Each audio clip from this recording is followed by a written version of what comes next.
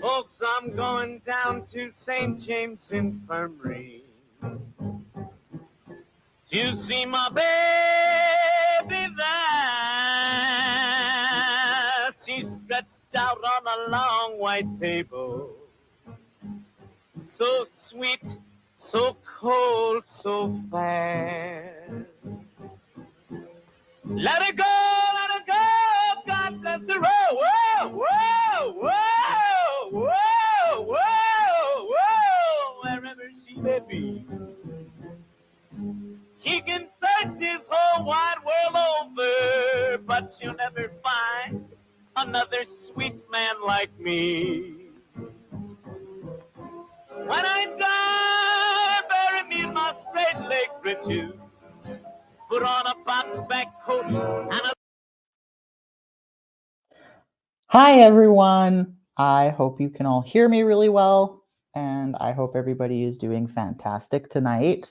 It's kind of a last-minute stream, but I had a story I wanted to tell, and I figured I'd give like a super quick channel update. Because yeah, like I'm going to try and start scheduling streams and doing them on a more consistent basis. I just have to get moved into the new place and set that up. Thank you for letting me know, Mari. But yeah, like once I move and I get the new place set up, hopefully I can set up something where streaming works really well. And I also want to share my Ko-Fi. Now, if you're not familiar with Ko-Fi, it's a fun little way to support artists.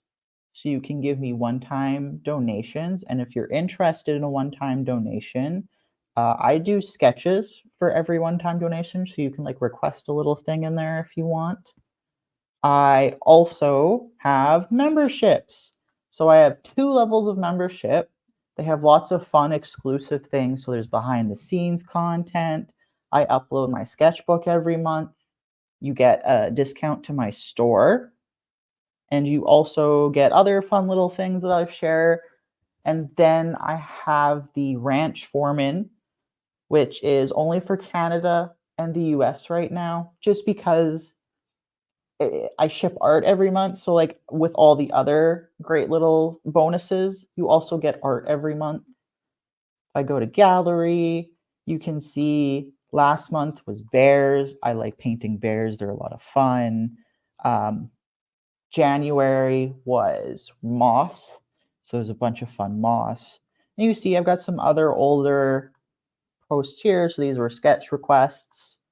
And I also have a fantastic little thing about working with beeswax if you're into that and like why it's really great and you should try using it. Yeah, so like I have a lot of different things that I think are like really fun and I hope people like them. It is pinned in the comments. But now I want to start with someone really cool. I'm going to give a quick trigger warning though, because we are going to be looking at deceased sharks. And if you're not super into that sort of thing, this maybe is not the stream for you. But we're gonna look at that. And I have a video to start us off with and a bit of discussion about the preservation of sharks. So fish, sharks in general, but fish tend to be really hard to preserve as far as like taxidermy goes. Are another really common way is drying. Drying is difficult. Preservation via wet specimens, usually very, very good. But that can be difficult with really large sharks. And as we know, sharks are really, really big. Like they can get really big. And sharks also are really unique in the sense that they don't have, hi Ava, in the sense that they don't have the same bone structure as a lot of aquatic wildlife does. So one of the big hallmarks of mammals and some fish, not all fish, but some fish, and reptiles. Oh, is taxidermy? Taxidermy is possible for fish. It's really difficult just because of the nature of fish. Fish skin doesn't necessarily tan the same way as mammal or reptile. And so a lot of the time what people do is called replicas. So if you keep the fish, you don't have to keep the fish, but if you keep the fish, you would give it to the taxidermist and they would create a mold off of that and they would cast it, usually in fiberglass because fiberglass is a really lightweight material. And they'll do whatever you want with it so they can put it in whatever pose. That's another benefit of the fiberglass is that you're not restricted on pose and you don't have to worry about like if there's damage to the fish. Because one of the issues with taxidermy is that if it's been left too long, skinning it to tan the hide doesn't last. Like it'll start to slip and it can get damaged, and it's just really unfortunate, but that's just a thing that happens. So a lot of the time nowadays, fish are replicas because it's, you can paint everything from a few good photos, and then theoretically you can also put the fish back if you don't keep it or you don't eat it.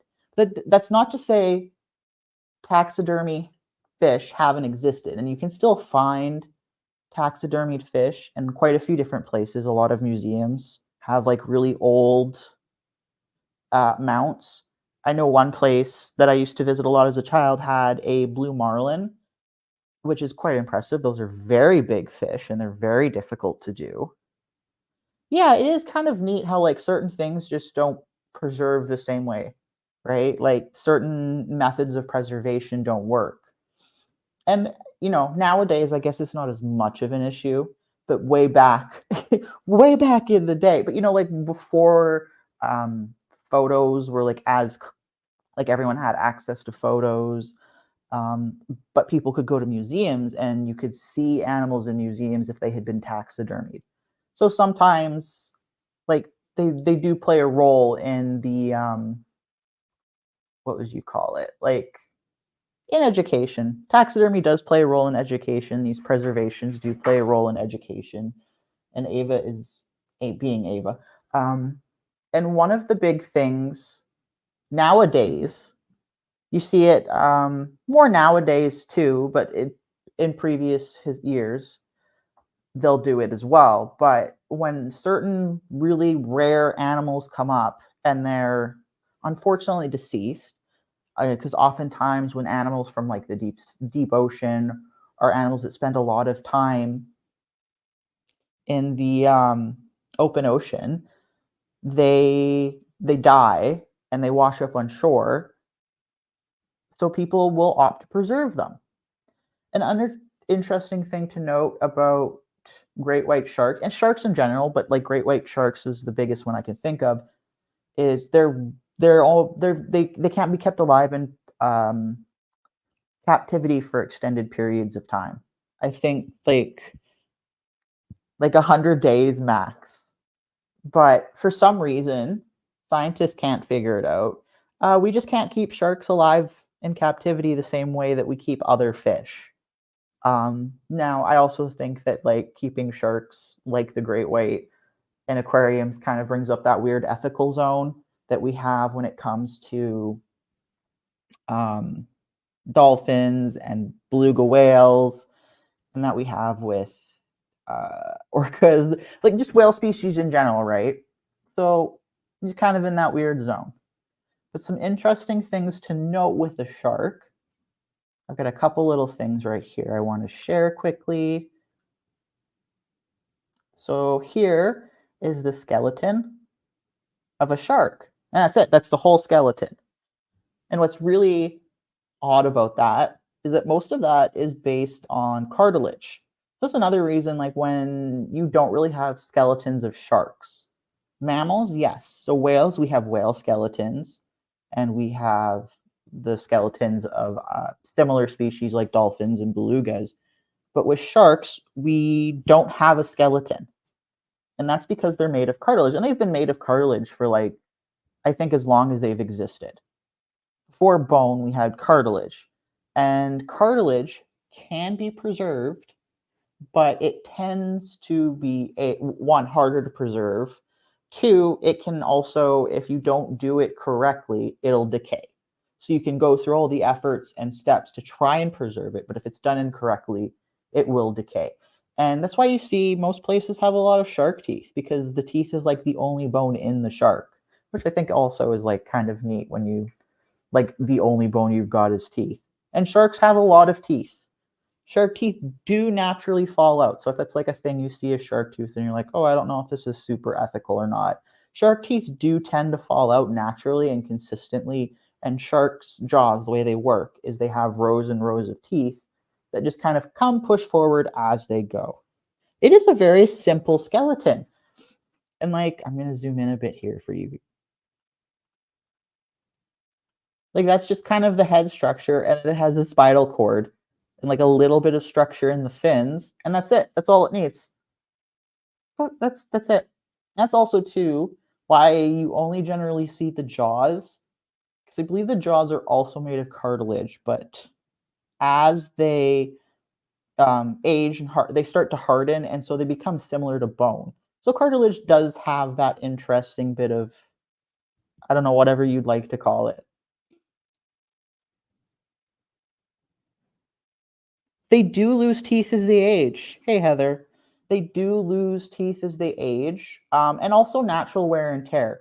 So some shark species, like tiger sharks, which are known to try and eat everything possible, they'll knock their teeth out. It happens. Sometimes they take a bite in a whale carcass, and whale carcasses have very tough skin, and the teeth get stuck and they come out. So just the natural wear as they age. And I will see if I can find a really good example for you quickly. I'm stuck in shark jaw. That would be a bad idea.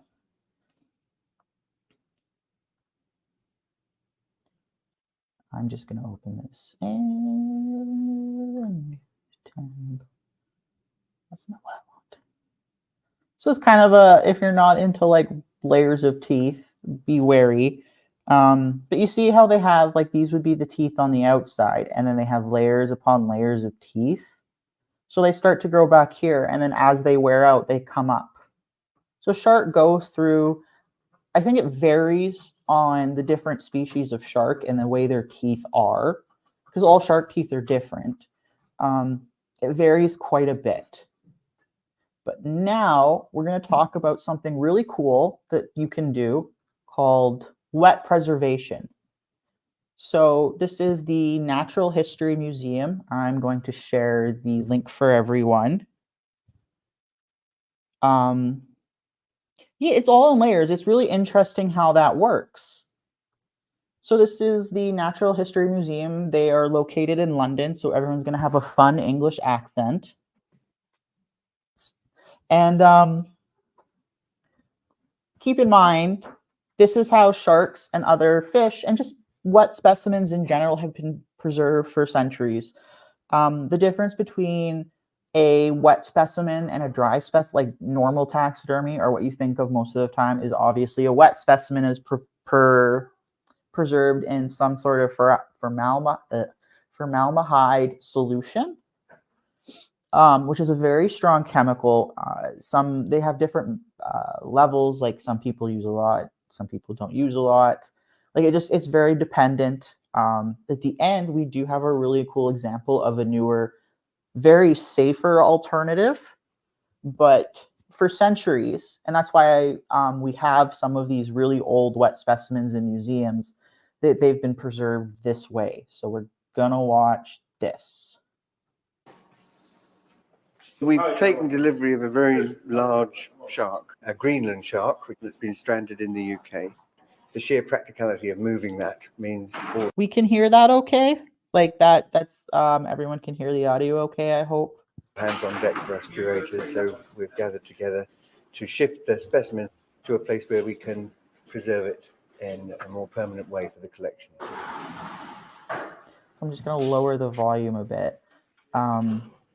So Greenland sharks are also really notoriously difficult to photograph and film because they live in such deep, cold waters.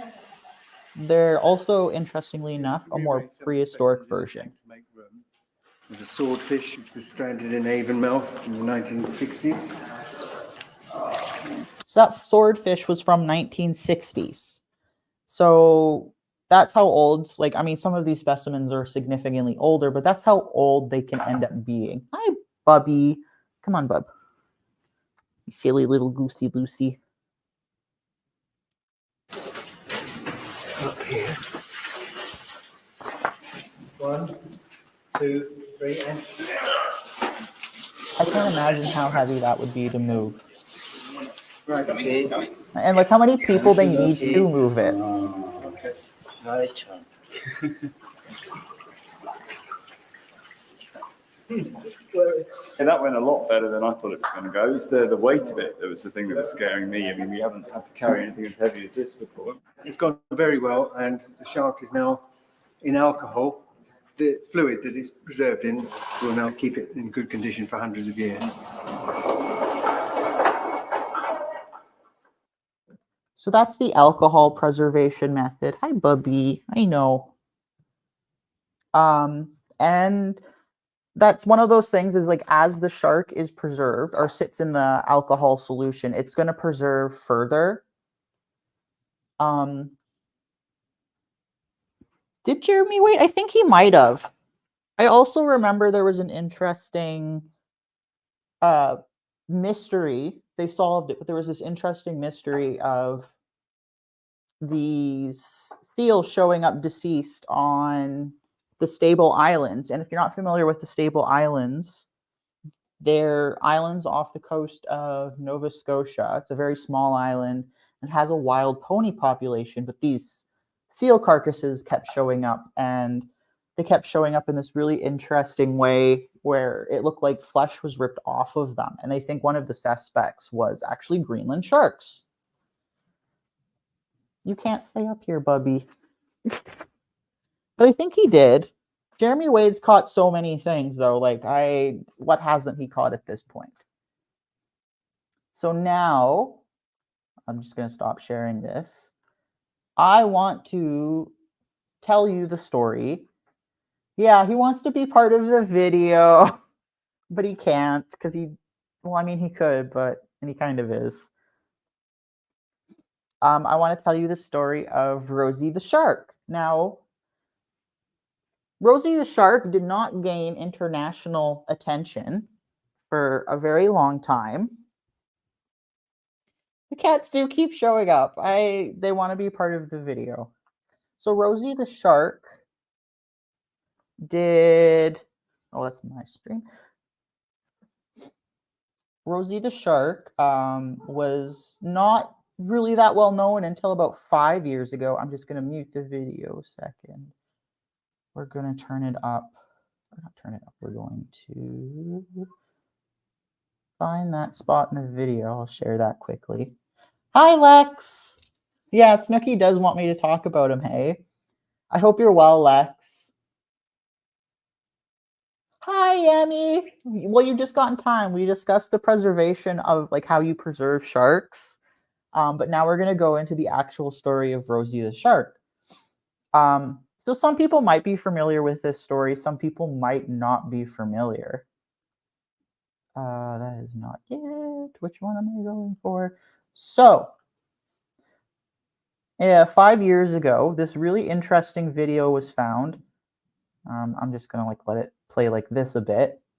Of course, I have ads. I apologize, everyone.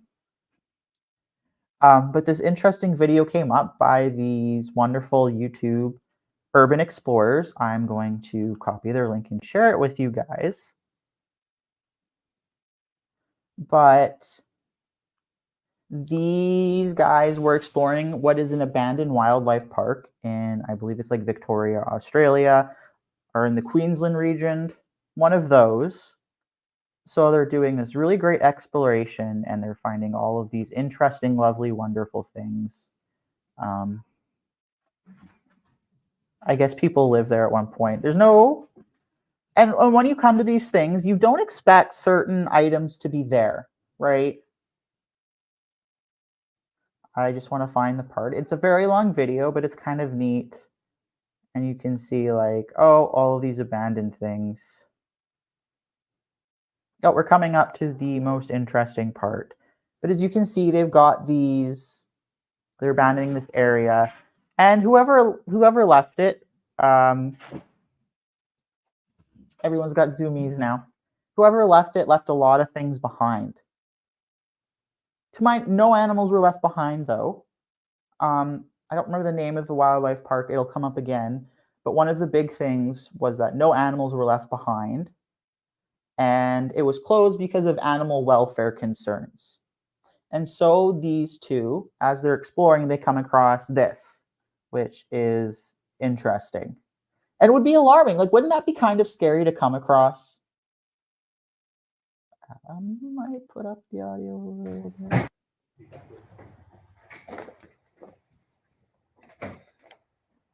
All this weird shit.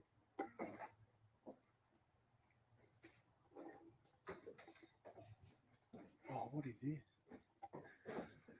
Oh, it's like one of those games we used to play when we were hitting the... Yes, that is a big-ass tank, for a lack of a better word. That's cool.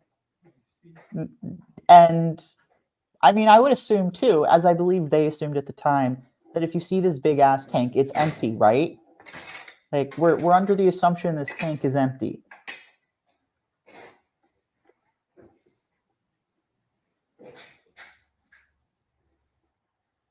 A mouthful of teeth.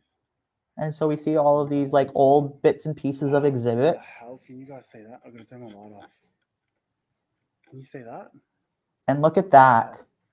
Look in there. You see the tail. Can you see it? So it's possible that this was kind of talked about by other urban explorers, but this is, I think, the first time that this was on film on YouTube. I'll show you, actually.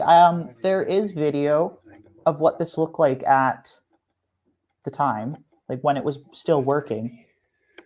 The shark was deceased before it was abandoned. All the old games, arcade games. So that's it. He's just like, oh, we're going to move on from that. I don't know why you would just move on from that. I think that's like the weirdest part to me. We're going to skip a bit. And you can kind of see the shark in the tank.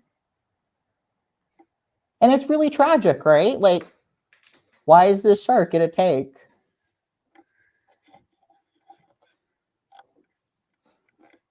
And so these videos came out, like this video came out, and I'm going to let's see what the audio. These These videos came out, and the photos went wild, like photos went viral because people are like, this is amazing. And you can see in the video how big this tank is, right? Like, it's huge. Hello. So unfortunately, other people began to go see us. Closing the door. I just want to see if you can see it better. Other people began to go see this shark because urban exploring is very popular, and evidently anyone who was going to go visit the shark was going to get a lot of views. The risk with that, and the risk with this always has been, mind you, is the tank is filled with a formaldehyde solution. So it's full of this very difficult,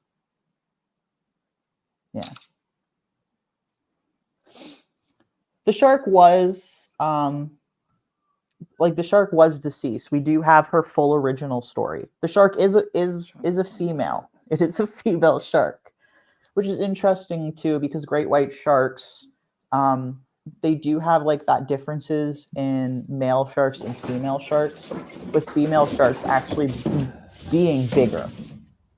So this was another video. And what started to happen, I'm going to check the videos if they have it. So they've got lots of videos. I will share this because this is not my playlist, but I will share it at the end. She unfortunately was just kind of abandoned there. And we have more ads. But the shark was just abandoned there. And one of the things...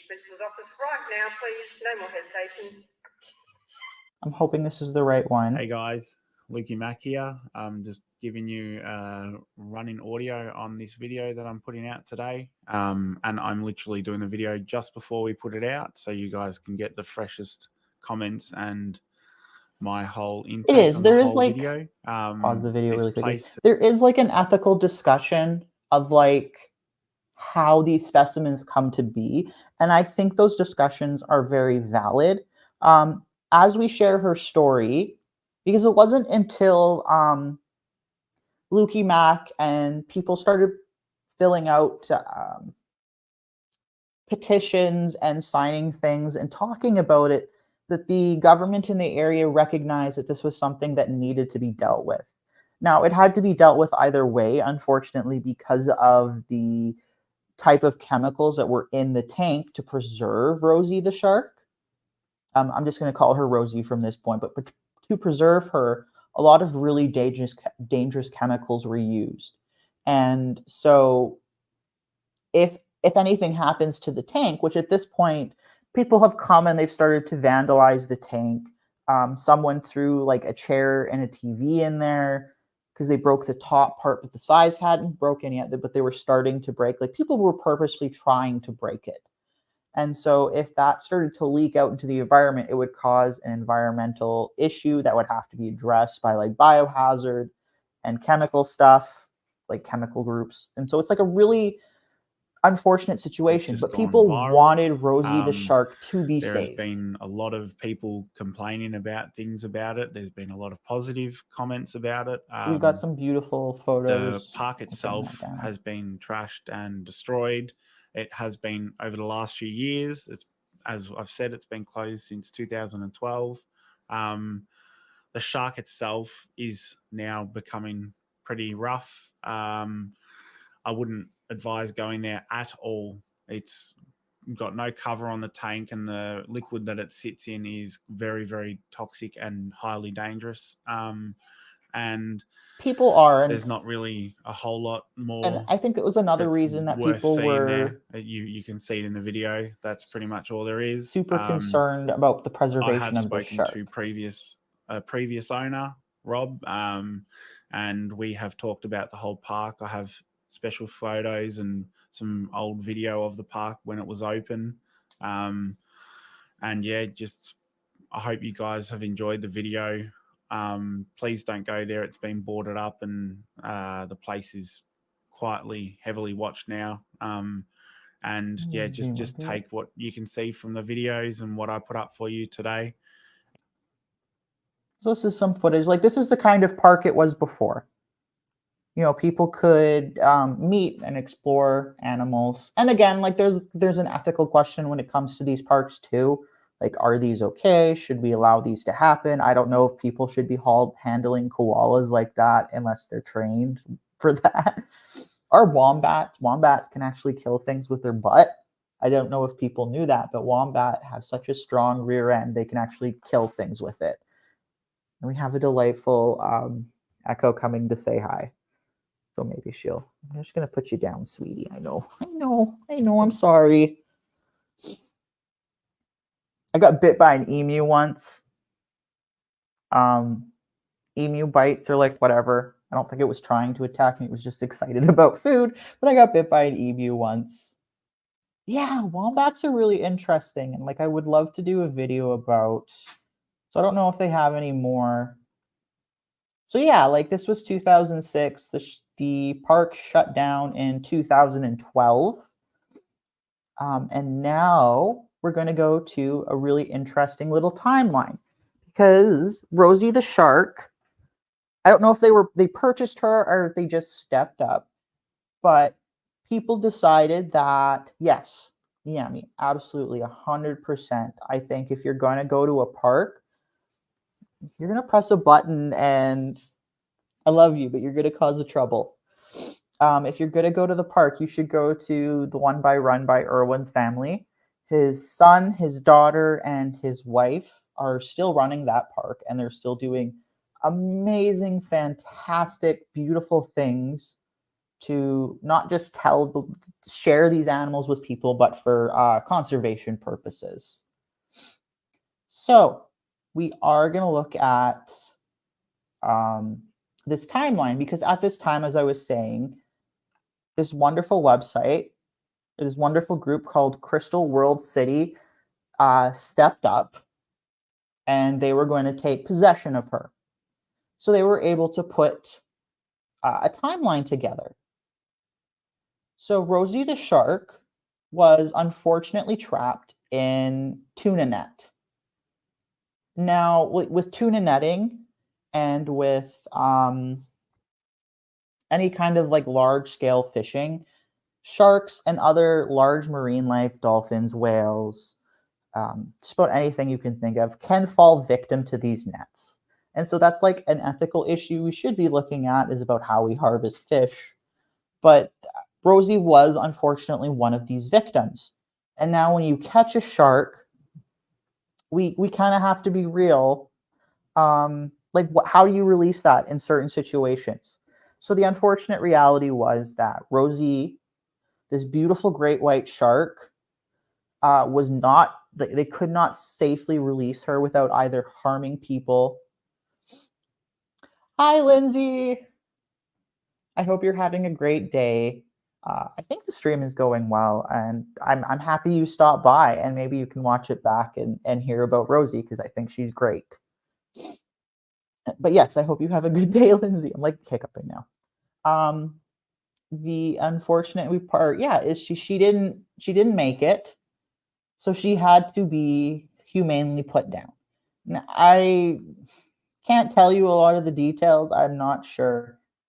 But it was South Australia, so she was caught in Australian water. They say she was so caught up in the nets, there was no way to free her safely.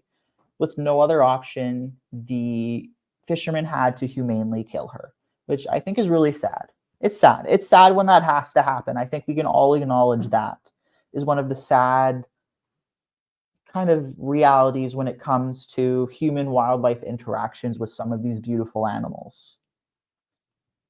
In 1998, Wildlife Wonderland took interest in the shark and decided to purchase it off of the Lucan family. While they were transferring Rosie to Bass Victoria, she had to be intercepted because there was the possibility that she had eaten someone. So one thing that happens is, you hear it a few times when you learn about Australian crime, like historically, is that sharks that are usually scavengers will like be given bodies to scavenge. You know what I mean? Like the sharks aren't actively killing people. Echoes back to say hello. The sharks aren't actively killing people, but they sometimes scavenge bodies that have been killed by other people. So that was a fear. So the government of South Australia had a report of a missing person off the coast in the waters. So she had to undergo an autopsy. I think this is one of the few photos of her. Now, the sad reality is that she's deceased in this photo. But you can see, like, she is a big, great white shark. I want to say she was like 13 feet. I will check my notes really quickly, because I want to make sure that I get it correctly. But yeah, she was unfortunately, she's like 13 feet long. Like, she's a big, big shark. And I think it's like, how many people are going to see a shark this big up close? Echo Spum says hello. She like like puts her tail up and she's like, yeah, I'm here, I'm hi. Yeah, you do have a better chance. Like a lot of the time that and I think that's why shark attacks are so publicized when they happen, is because they're so rare. It's like a bite of good news. Not good news, but it's like one of those tantalizing bites. People like to publicize it. And the same actually with planes. When a plane goes down, because it doesn't happen often, they end up being really publicized. But you can see, like, she's big. This would have been like the prime of her life. And I think that's another sad fact. It would have been the prime of her life. After her autopsy, there was no human remains, none, absolutely none. She was moved to Wildlife Wonderland. Now, in Wildlife Wonderland, they preserved her in wet. They gave her a wet preservation. So, like, as we kind of talked about before, wet preservation usually involves chemicals like formaldehyde. I can't say it. Hi, Barrow. I hope you're well. Thank you for joining us. And it would have used a lot. So we have this 13-foot great white shark. I'm pretty sure she's 13 feet. Watch me be wrong about that. But like this big shark, and they built a tank for her. And they fill it with this chemical. I believe part of the process is to inject some of the chemical into the shark's deeper tissues to preserve those first before anything else happens to them.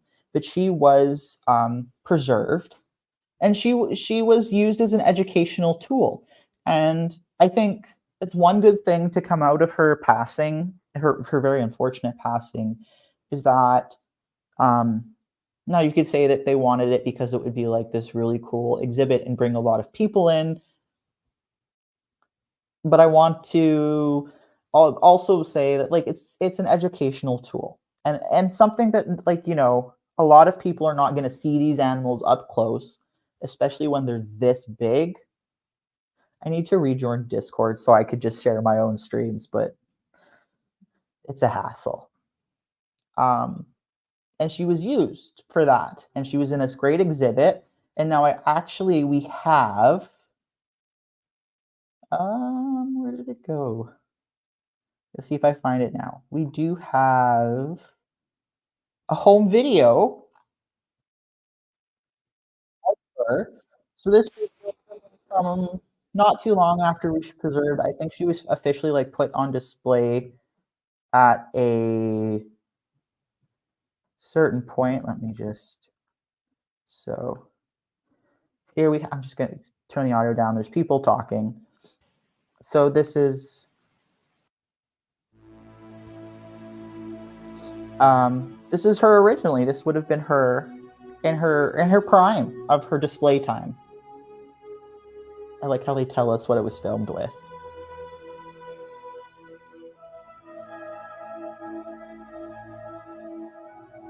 So yeah, and that chemical is like really dangerous. So that's one of the reasons that, like, when she started to leak, the tank started to leak.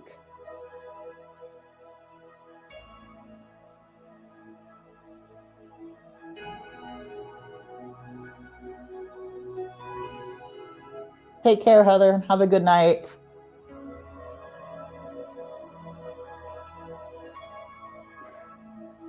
Yeah, I think that's a really and it's a really good discussion to have, Yami, about like these sort of things. You know what I mean? Because it's true, like, you know, now with modern day technology, we don't have to necessarily we don't have to have these animals' corpses. That sounds really morbid. We don't have to have these corpses to learn about them. You know, we have so much really great photography and video, and people are creating 3D scans. And even with the advancement of like robotics and other technologies, people are able to create like really lifelike replicas. So while it's not the real thing, you can actually go up to it and see it.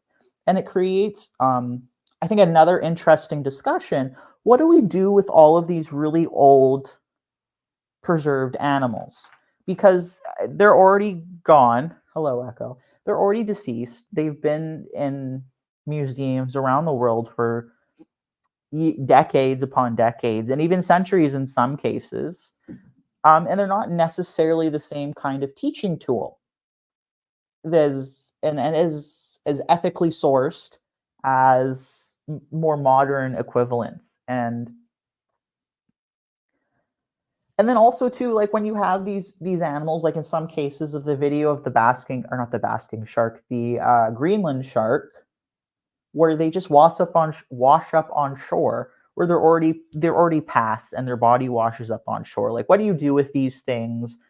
Now, in some cases, like with the Greenland shark, they're still so understudied just because of how deep they swim, how hard they are to find, despite the fact that they live like 700 years.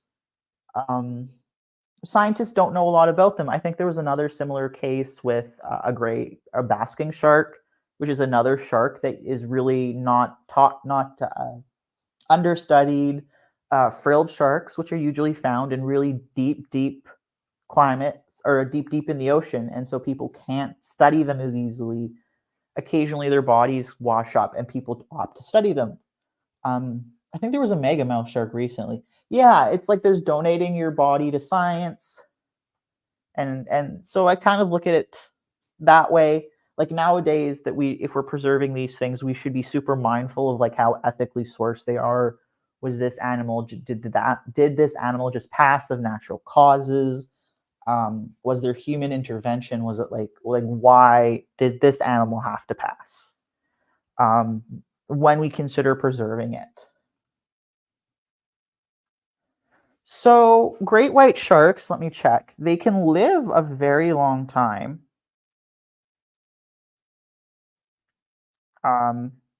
They aren't the oldest species. Some species of sharks can live for centuries. Like the great white shark, that thing lives for like years. I have no idea why.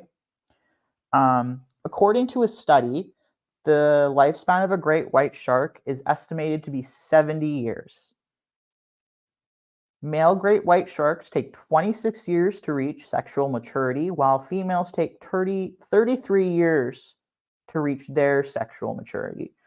So I can't tell you exactly how old she was, but I'm guessing based on her size and the presumption that like she is an adult, she was like 33 at least. And to think that shark had been living in the oceans for 33 years. That's an estimate. I will say I don't know her exact age. I don't know if it's anywhere.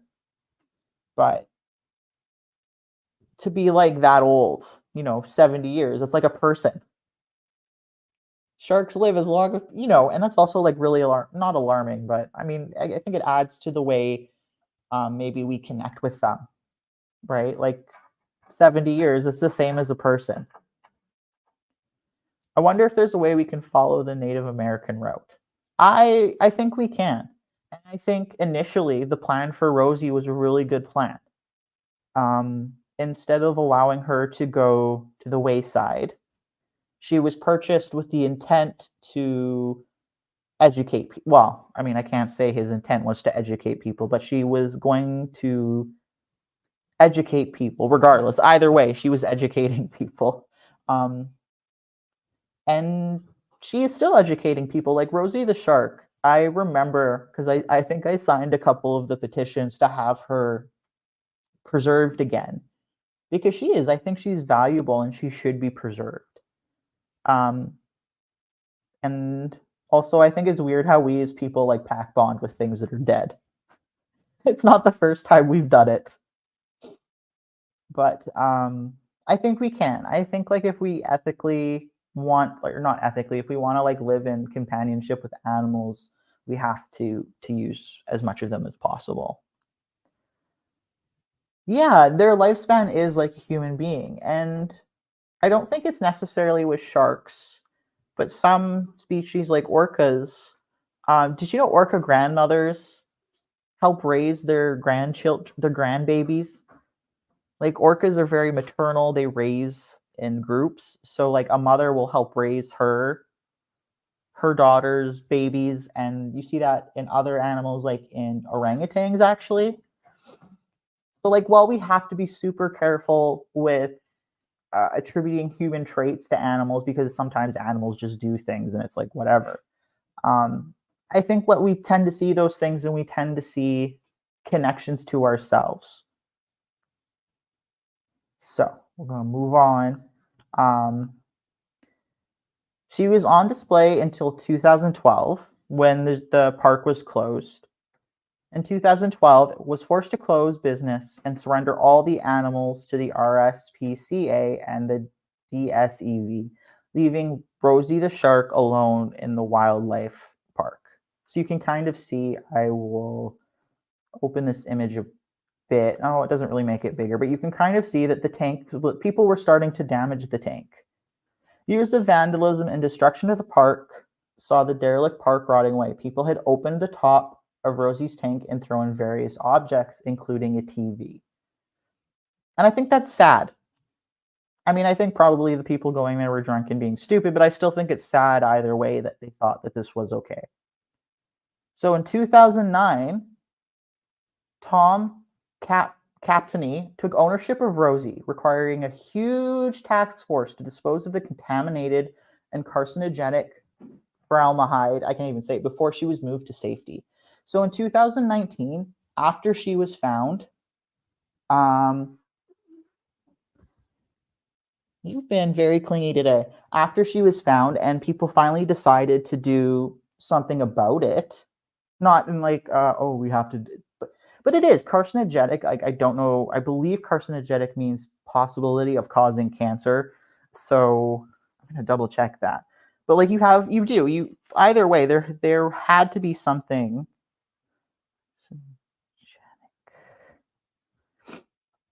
Yeah, it's high potential to cause cancer. So either way, regardless of like what was going to happen, something needed to be done because it was a risk to people and it was a risk to any animals that were going to be walking in there. Because let's be real, there's probably like smaller native animals to the area that are going through there. I don't know why people do it. I think sometimes it's one of those things like we're young and we do stupid things, is like, you go into places, you dare your friends to do certain things and you try to be big and tough. And I want to say that, but there's the possibility people were just being malicious too. But they drained all of the contents of that tank. We're going to share this tab. So despite the damage, which you can see they've got a little bit in there, she's in remarkably good shape. And I think that's a blessing. I think that it's a blessing she stayed in such great shape despite all of that. You can see here, like the gills are all pretty great. Her teeth are extended, so you can see her teeth. Little eye. And they did. And this would have to take a lot of care and effort to do, because this is no small task. With the major group effort from the current landowner, crane hire, Rosie the shark was lifted out of the abandoned wildlife park and on the way to her new home at Crystal World. So yeah, imagine like this tank had to hold this big great white shark, Rosie, and it had to hold all of those chemicals. This is a huge tank. It takes a lot of effort. She was preserved in the tank in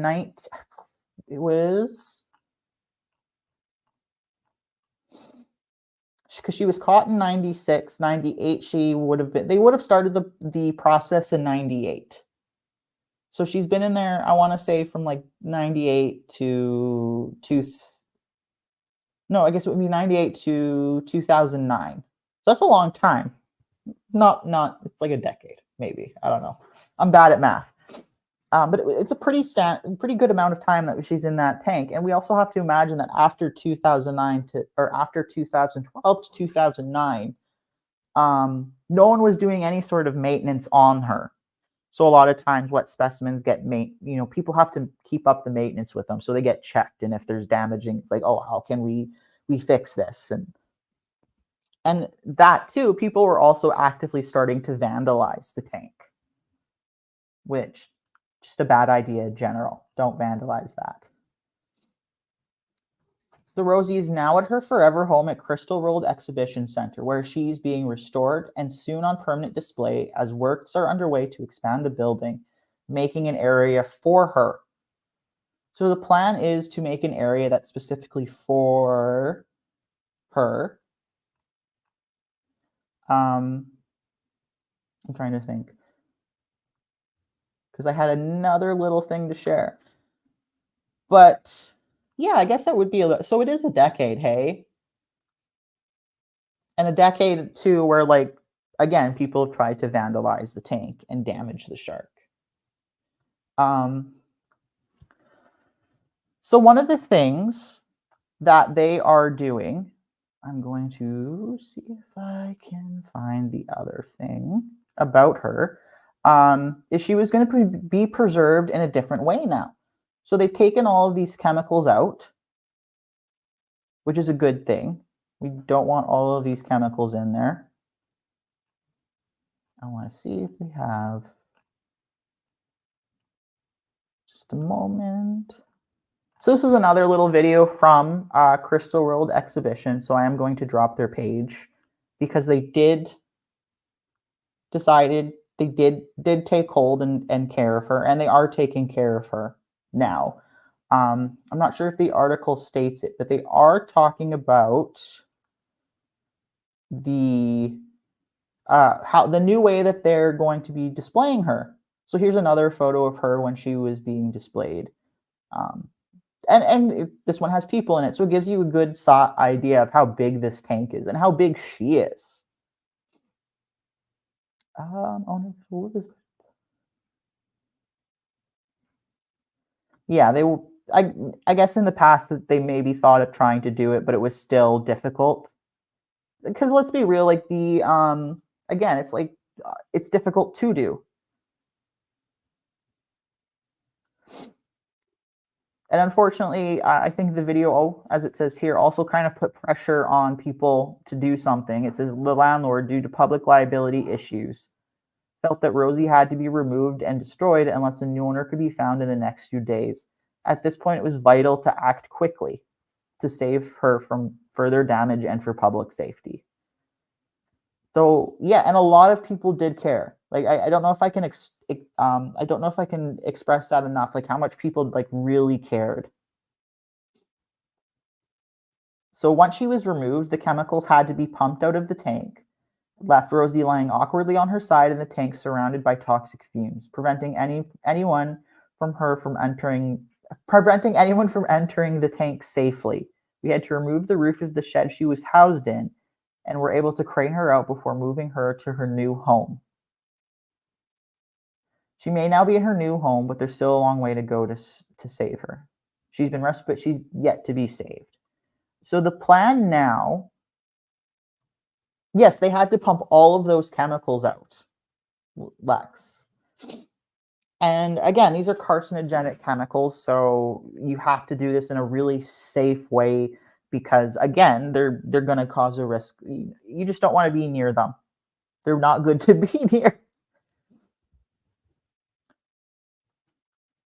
It is, isn't it? It's sad to think that she had to go like that. It's really unfortunate. You know, it just makes me sad to think about it. I get teary-eyed thinking about it because it's not like the thing you want to think about. You know, you want to see these beautiful sharks in their natural habitats. So they are working on preserving her. I don't know why I can't find like any good updates about that. Because like I had some. But they were doing a new method of preservation for her. So the new method of preservation was going to use, is it here? There's so many articles, it's hard to say.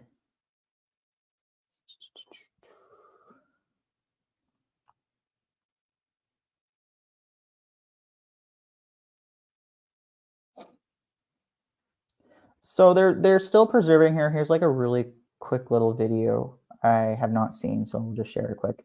This is a Facebook page. It's Rosie the Shark's Facebook. Putting her in a new chemical.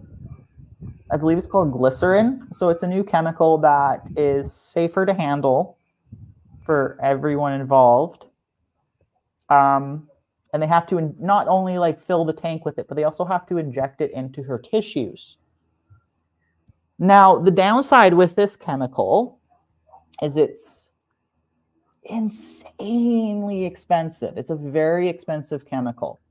So for Crystal Kingdom or Crystal City to do this, Crystal World. So for Crystal World to do this, they have to raise a lot of money. Like it's a very expensive way to preserve. There was an estimate at one point. It was over 100,000. I love you, Bubby, but you cannot be up here. So it's really difficult, and so they have to fill the tank slowly over time. And they've injected her body with some of the chemicals to preserve. But as the tank is filled and as her body sits in it, it'll continue to preserve her. So that's kind of the important thing, right? I think that's how it's pronounced. Is Rosie? I'm just using my phone to look up since it's easier. Now, glycerol. Let's look up. It's glycerol. I have another video about it. Glycerol is a natural occurring alcohol. It is an odorless liquid that is used as a solvent, sweetening agent, and also as a medicine. So it is a better option to the carcinogenic chemicals. I am too, and they're taking a lot of time and effort into preserving her, which is a good thing. And to kind of end the video, or this segment about Rosie the Shark, I have another video from the Natural History Museum of London that we're going to... So here we are in Hinckley Hall, a newly renovated space. On this ground floor, we have 10 wonder bays, which show the sorts of collections that we've got. So on the east side, we have extinct specimens, and on the west side, we have extant specimens that are still in the world today. In one of the wonder bays, we have a blue marlin specimen, which represents our wet collection. I believe it is. Like it's a natural occurring chemical.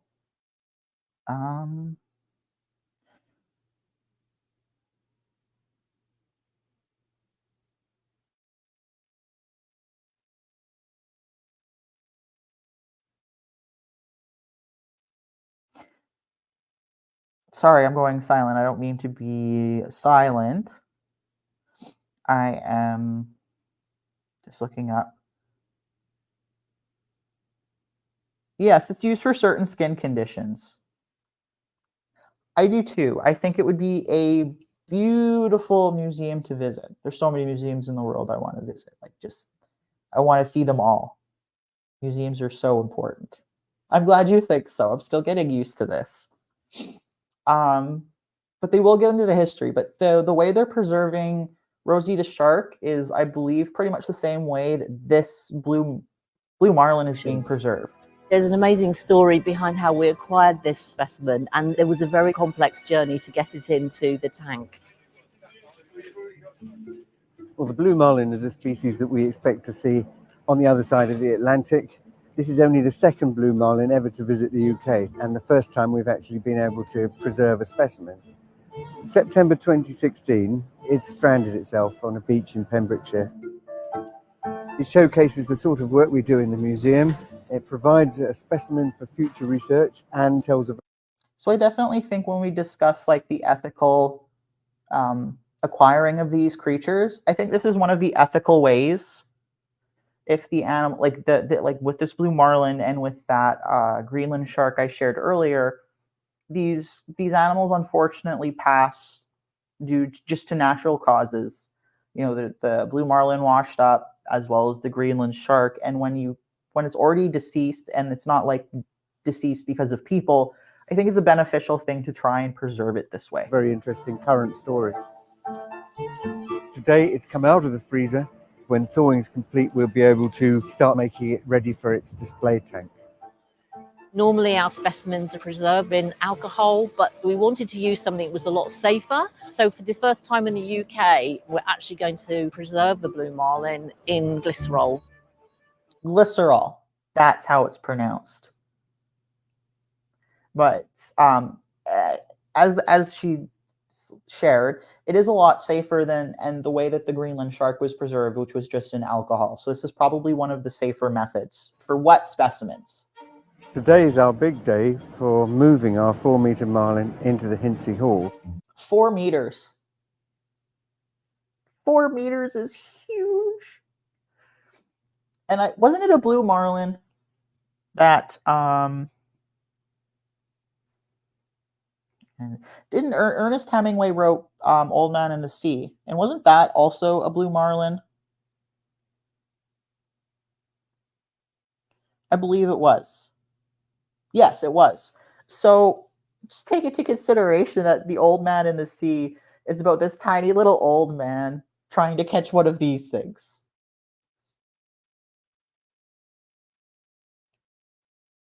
How, just out of curiosity, do you know how big it is, Barrow? Because those things are huge. 4 meters is huge.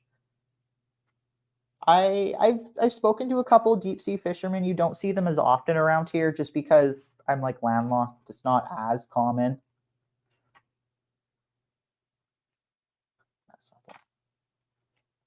Yeah, like that's my opinion as well. If it's preserved like it passed naturally, and I agree. Like because I want the museum workers to also be safe with what they're handling. I think you should.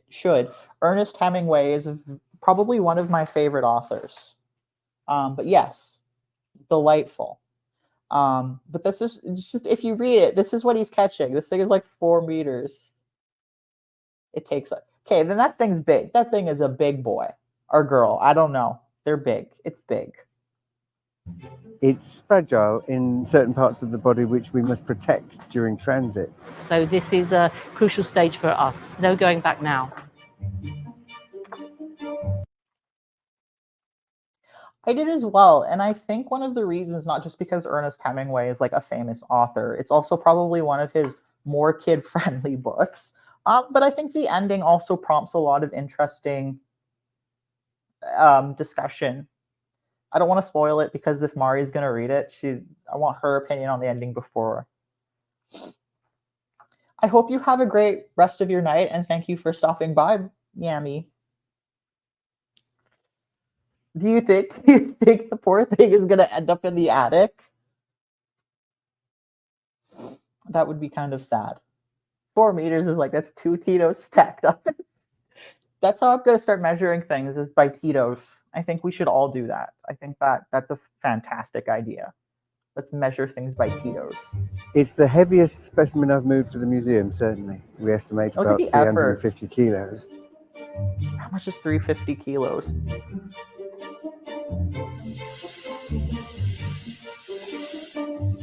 So we've finally got the marlin above the tank. 350 kilos is 772 pounds, give or take. I rounded up a bit. There's tethers at 3 points along the body. So this is a tense moment just to make sure that we're ready to immerse. From elation at the look of it going into the tank, you can kind of see how the setup and preservation is going to be very similar to how Rosie the shark is preserved. Greater than we thought. The lines are stretching, so we've got to stabilize the fish for the night and think again about these tethers. Initially, it was thought that we could use a fluorocarbon wire, but the marlin proved too much for that, so we're using marine-grade stainless steel. We then had to put weights in the tank to hold it down, and we're gradually stepping up the concentration of glycerol, so we just need to wait. It will get heavier, And then what it will do is equilibrate. So it's also kind of another I thing think it's really been worth the effort to that get this I on think public will also be an display. interesting I think and this is an possible amazing problem for the specimen, people and preserving people can get Rosie very close to it and is see like it in how her detail, and body that's, is I going to think, like the it thing has that it's will going to take really time to absorb everything.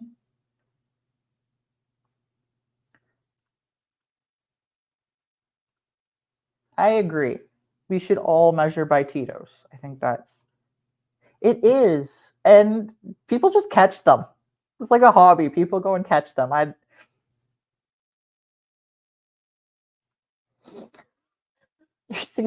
Grams is probably like 3 or 4 feet. Probably. I would rather have to catch one of these though. I'm gonna be honest. I don't want to deal with. I would rather catch one of these and have to haul this thing around or try and haul this guy around. But yeah, I'm gonna find another picture of Rosie so we can just kind of hang out and look at her because she's a lovely shark. Makes me sad she is gone. Well, she's not gone, but you know what I mean, right? So we'll go to this. So it's about 2 foodies. So yeah, that is the story. It's not a long story. It's a relatively recent story, but that is the story of Rosie the shark. Again, I think I will link their website so we can all keep tabs on Rosie because she is great. We love her. She's an icon. I think we should all, and I think it's also an interesting discussion that we've had a couple times about like what do we do with these old specimens, whether they be dry preserved or wet preserved, and how we handle these things in the future when it comes to our interactions with wildlife. Because I think the sad thing with Rosie is compared to the other shark and the marlin is that Rosie's death was was preventable. Like Rosie didn't have to necessarily die. She was an unfortunate victim of the commercial and fishing industry, and I think opens up a bigger discussion about our impact on the world that we live in and our oceans, especially. And then I think another complicating issue when it comes to our oceans is that boundary lines on the ocean are so different. They don't work the same way that they do here. And you also kind of have to get like every country involved in the preservation or in a tactic. So like the USA can decide to do this certain new type of fishing that's really beneficial to the nature, like to the wildlife, and it prevents sharks and whales and dolphins from getting caught in the nets. And then you have the UK that says, no, we're not going to do that. We're not going to use that method. And I think, you know, we should care. We should care a lot. Sharks are one of those species that has kind of been around for so long now that they basically own, like crocodiles. They've been around so long, and now they're facing extinction, which I think is a really sad concept. More so than some others, which I mean, I sound really bad for saying that, but like when you look at some of these species and how long they've been around and how they've evolved, it's really sad to think that now that people are here that they're facing extinction. And I also think we should all take a lot of care. I won't show any video because when you watch the videos of it happening, it's a different level of like sad. But we should also care a lot about shark finning because a lot of sharks are killed for their fins and just for their fins. And again, it's a very preventable, like the sharks don't have to die for that.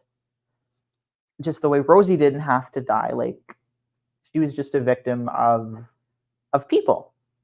So sharks don't kill people, people kill sharks. I think is a good moral lesson to take away from this. I don't think sharks sleep in the way that we do. I'd have to read into it. I do think they kind of take rest breaks, which is different from like sleeping. And some sharks do need to continue to move. I think it depends on the shark species, because there's species like nursing sharks that spend a lot of time at the bottom and not necessarily stationary, but they don't swim as much. I think they have muscles that can kind of help pump water through their gills. Sharks like Rosie would have to keep swimming. I think they have to keep swimming. Great white sharks have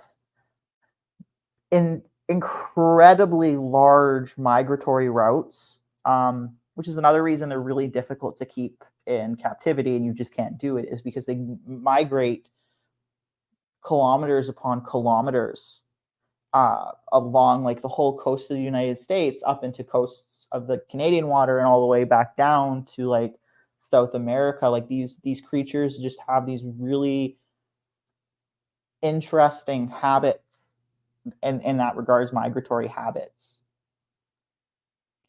And one thing when I talk with animals, I like to educate, I like to tell stories, and I like to have at least kind of open up these discussions. I think again, I think they're important, and I think we can learn a lot from them.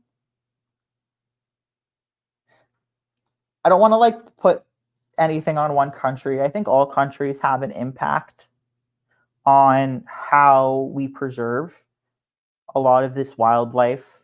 I know Canada has a kind of a rough history when it comes to almost decimating populations of natural wildlife.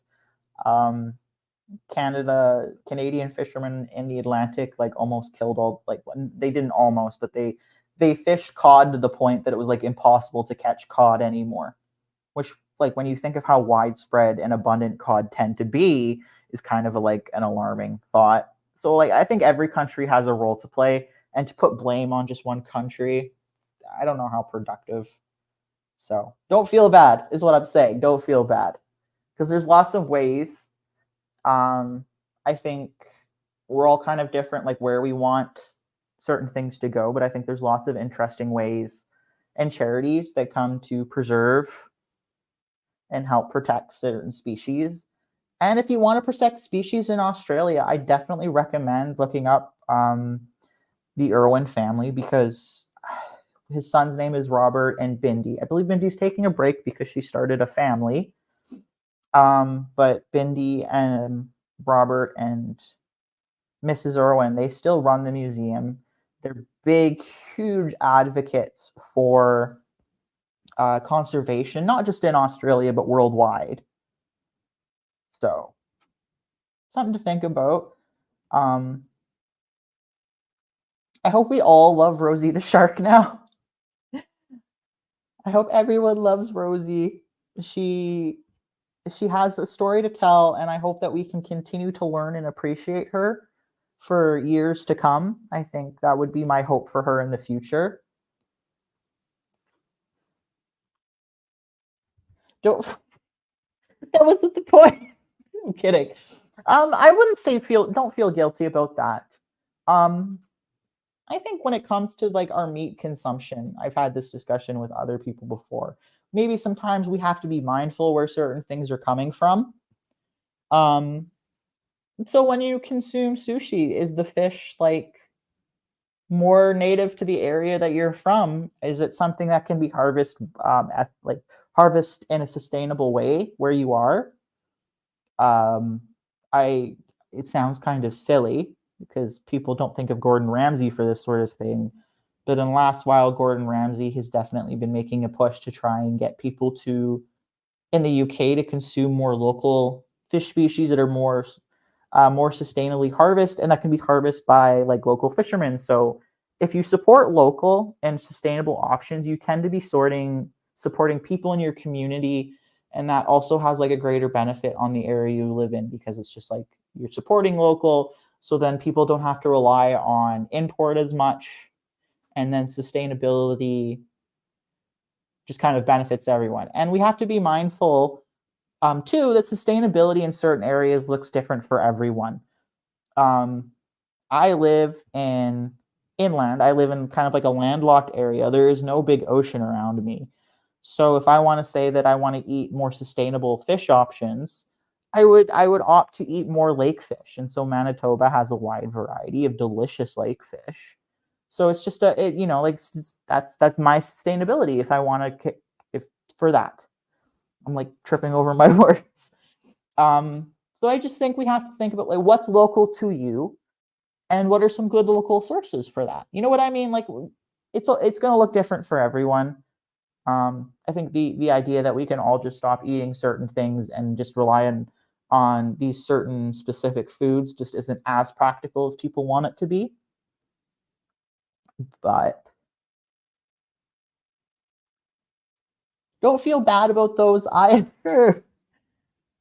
Like I was saying, like it's sustainability, and it's going to look different for everyone. Like another great, I think, example for me is like it's more practical for me and for people in my community to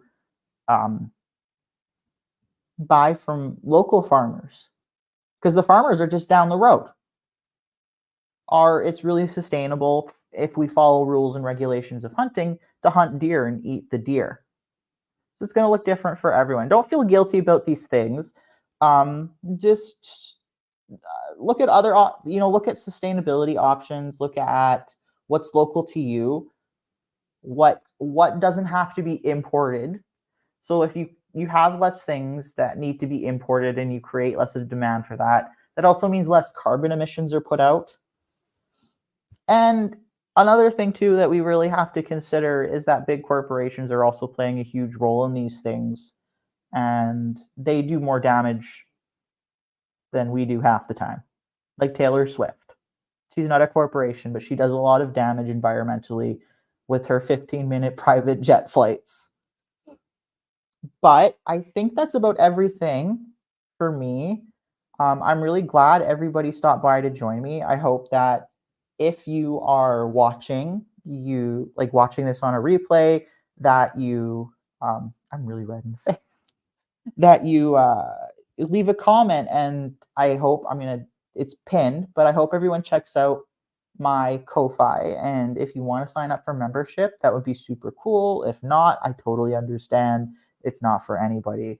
And yeah, I think I totally agree. And everyone has a different food growing zone. So certain foods don't grow as well in certain areas. So like fruit trees don't grow super great out here. We have a lot of bushes, so like berry fruits, but fruit trees don't go as far. Thank you, everybody. Like I said, I want to try and do more consistent streaming with a better setup. I'll just have to get past this move. And I hope everyone has a great night. I hope all of you take care. And bye. Ava's come to say goodbye. Bye, guys. She's gonna run away now. Love you.